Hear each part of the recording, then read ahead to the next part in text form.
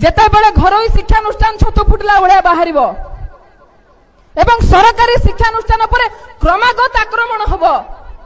एई सरकार आसीबा परठारु आपण जाई गूगल करके देखिबे जे बजेट रे माने केते ह्रास करिसंती, जीडीपी रो केते परसेंट एमाने एजुकेशन पई खर्च करिबा कथा एमाने केते परसेंट खर्च करूचंती।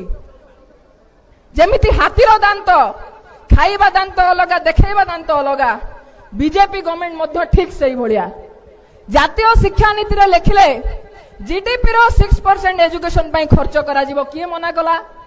स्कूल रे रंग मारिया को तो तमे समय लगौन, ड्रेस कोड चेंज करबा को तो समय लगौन।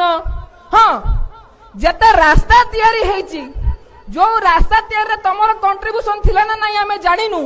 सरकार को आसु आसु प्रथम काम कले सबु रास्ता कोडरे बोर्ड खंडिया किंतु पति दवा पई तमर समय अछि।